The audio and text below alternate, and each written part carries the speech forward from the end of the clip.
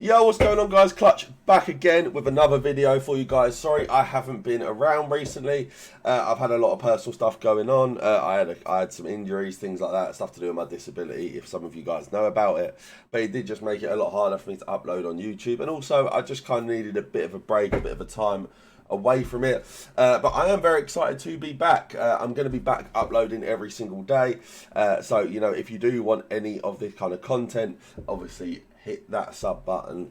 And so before we do get into it as well, obviously, if you do want to have your weekly games played by professionals, please do visit improveyourrank.co.uk.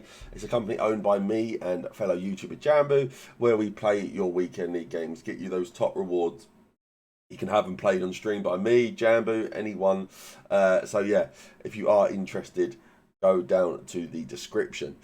So yeah, guys, so the formation we are going to be doing today is the glorious 4-3-2-1. For me, probably the best formation on the game, especially for all us new gen players. It is a very, very, very broken tactic and a very broken formation in general, really. So defensive style is on balanced. For me, the press tactics don't work. They just drain your stamina too much. Your players just kind of run around out of position. It's not something that I'm personally ever using on my base tactic to start a game. If you really want to, you can, but for me, it just doesn't work. Just pushes your players out of position. I just wouldn't recommend it. Now, width is on 40. This is mainly just because I just want to make sure that basically I don't concede any silly through ball runs.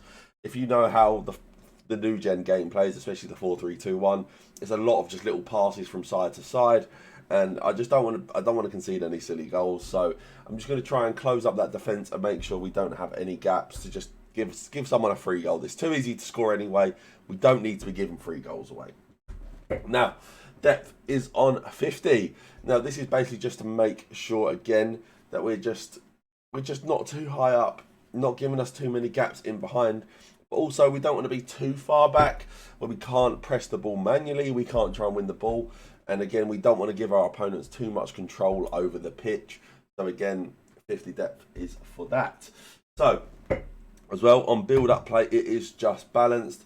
Some people may use fast build-up. For me, it's just not the way to do it. Obviously, I know the 4-3-2-1 is a lot about moving up the pitch quickly and quick, small passes.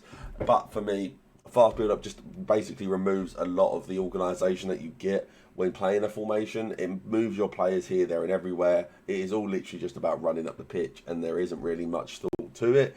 And it does just mean that it becomes pretty difficult to know where your players are. And I don't know about you guys, but when I play, I do rely on knowing where my players are going to be on the pitch. I don't always look where they necessarily are, because I do expect people to be in certain positions. Now, chance creation is on direct passing. Obviously, we all know why it's on direct passing. If you haven't heard of direct passing, you must have lived under a rock for the last 3 years of FIFA. So, for all you guys that haven't or just don't really know why it's so good, what direct passing does is it makes your players make better in behind runs, especially your strikers and your attackers. Now, obviously, we have 3 of them, so we're going to have 3 players making insane in behind runs to help try and break our opponents down. And obviously, we all know how overpowered through balls are, so it is just an absolute must-have. Just, it's the best way to break people down. Don't be stubborn. Don't try and be different. Put it on. You'll win games. Now, width is on 45. To be honest, there isn't much difference between 45 or 50 width. You can go with either. You definitely don't want it to be too narrow. You don't want your players on top of each other, but also you do not want them wide. It's all about these 3 strikers having this link-up play in the middle of the pitch and making sure that we can score as many goals as possible. So 45 width for me, but you could definitely go with 50 as well if you want, if that makes you feel a little bit more comfortable. Now, players in the box is on 6. This is because, again, you do want those 3 attackers getting centrally into the box, but also midfielders will be getting a bit more involved, even fullbacks as well. So we do just want to have those extra attacking options available to try and score, just to try and really overload our opponent's box and give us as many options as possible. And then our corners and free kicks are both on 2. Again, This is just basically to make sure we don't concede counter-attacks. You can obviously have them on 1 as well if you want. It really is up to you. I always have my corners on 2 just because of the corner tactic I use. It's absolutely busted and it's basically a guaranteed goal half the time. So if you guys do want to see that, let me know down in the comments.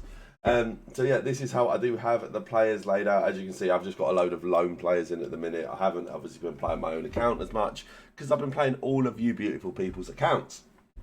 So I do have my right striker, or my striker and my right centre forward, but who's basically a striker, on stay forward. And the only difference is I do have my actual striker on stay central as well. These two are basically going to be your more 2 attacking ones out of the 2. Because obviously I know a lot of you guys would have heard about this before, but when you play this formation, you basically play a 4-4-2 going like backwards when you're defending, and you're playing the 4-3-2-1 when you're going forwards. So this is just to make sure that we can have the 2 central players. So then we do have our third just on comeback on defence, not on stay forward or anything like that. So basically, Sophia Smith will basically fill in as a left midfielder in the 4-4-2 when we are defending. So we do have our 2 strikers and then we have our left midfielder. Now, our 2 centre mids will be Sauer and Vieira. Vieira is on stay back while attacking because he will be our more DM style player. Like, he'll be the one sitting back. And Sauer, even though she is the centre mid, and that's why she's on cover centre, she will be a bit more going forward to be a little bit more involved, just to try and again help with build-up play, maybe give us some options outside the box for some finesse shots, maybe a Trivela if you can somehow score one these days, because to me they're absolutely rubbish now.